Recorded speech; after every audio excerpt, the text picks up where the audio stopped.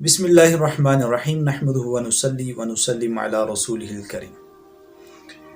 طہارت ایمان کا ایک جز ہے اور آپ صلی اللہ علیہ وسلم عبادت شروع ہونے سے پہلے طہارت حاصل کیا کرتے تھے۔ تو آج ہم تذکرہ کریں گے استنجا کے متعلق کہ آپ صلی اللہ علیہ وسلم قضائے حاجت کیسے کرتے تھے۔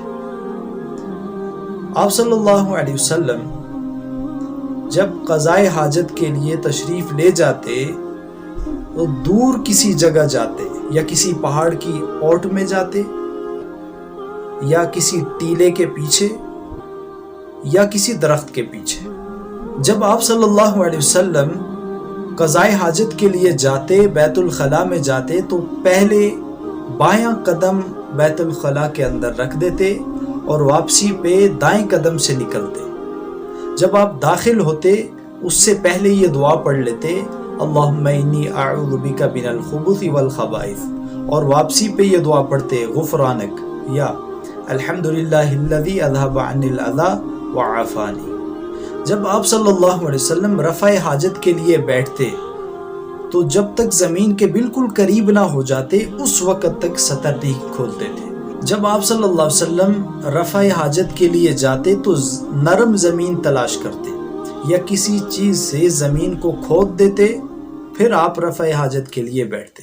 حبیب بن صالح کہتے ہیں کہ نبی پاک صلی اللہ علیہ وسلم جب مقام فراغت میں تشریف لے جاتے تو اپنا سر مبارک ڈھانک لیتے اور اپنے جوتے پہن لیتے۔ کبھی آپ صلی اللہ علیہ وسلم ڈیلوں سے استنجا کرتے اور کبھی پانی سے استنجا کرتے۔ ڈیلوں کی تعداد وہ طاق ہوتی تھی، اور جب واپسی تشریف لاتے تو اپنے ہاتھوں کو زمین پر رگڑ کر اس کے بعد دھو لیتے ہاتھوں کو۔ قضائے حاجت کے لیے دونوں رانوں کے درمیان قدر فاصلہ رکھتے تھے۔ آپ صلی اللہ علیہ وسلم اکڑوں بیٹھ کے پیشاب کرتے اور پیشاب کرنے کے لیے کسی اوٹ کو پسند کرتے، کسی چھپی ہوئی جگہ کو پسند کرتے۔ آپ صلی اللہ علیہ وسلم جب رفع حاجت کے لیے بیٹھتے تو نہ قبلے کی طرف منہ کرتے نہ ہی پشت کرتے۔ حضرت ابو ہریرہ رضی اللہ فرماتے ہیں کہ میں نبی پاک صلی اللہ علیہ وسلم کی طہارت کے لیے پانی لاتا تھا، آپ اس سے طہارت کرتے، پھر میں دوسرا برتن لے آتا تھا جس سے آپ صلی اللہ علیہ وسلم وضو فرماتے تھے۔ اب کسی کے ذہن میں یہ بات آ سکتی ہے کہ آپ صلی اللہ علیہ وسلم اتنی معمولی باتیں کیوں سکھا رہے ہیں؟ تو ایک حدیث میں آپ صلی اللہ علیہ وسلم نے ارشاد فرمایا، میں تمہارے لیے یعنی امت کے لیے مثل باپ کے ہوں، یعنی جس طرح باپ کے ذمے ہے اولاد کی تربیت کرنا، اس کو تعلیم سکھانا، اس کو آداب زندگی سکھانا، اسی طرح میں بھی ہوں۔ اور میں آپ کو کسی صحابی کو فرمایا کہ میں تمہیں بتا رہا ہوں کہ جب تم بیت الخلاء میں جاؤ تو نہ قبلے کی طرف منہ کرو اور نہ پشت کرو۔ آپ صلی اللہ علیہ وسلم نے لید اور ہڈی سے استنجا کرنے سے منع فرمایا اور اپنے دائیں ہاتھ سے استنجا کرنے سے منع فرمایا۔ اگر کسی کا ہے ہی دایاں ہاتھ تو وہ اور بات ہے۔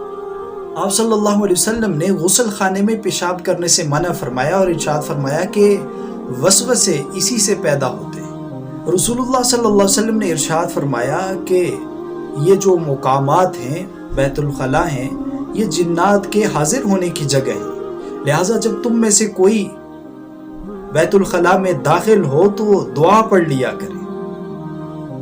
اور آپ صلی اللہ علیہ وسلم نے ارشاد فرمایا جب نماز کھڑی ہو جائے اور تمہیں تقاضا پیش آ جائے تو پہلے تقاضا کر لے، اس کے بعد نماز پڑھے۔ جو نجاست آگے یا پیچھے کے راستے سے نکلے اس پر استنجا ضروری ہے۔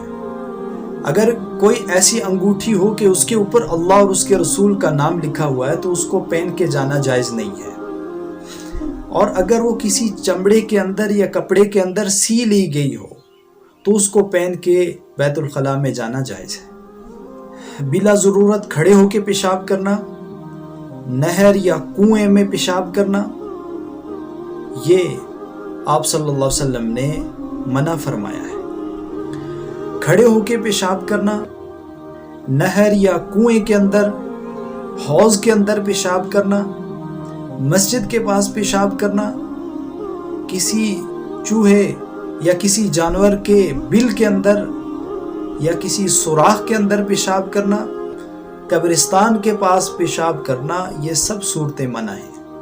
نیچی جگہ بیٹھ کے اوپر کی جانب پیشاب کرنا، راستوں میں پیشاب کرنا، لوگوں کی بیٹھنے کی جگہ پہ یا لوگوں کے رستے میں پیشاب کرنا، یہ سب صورتیں منع ہیں۔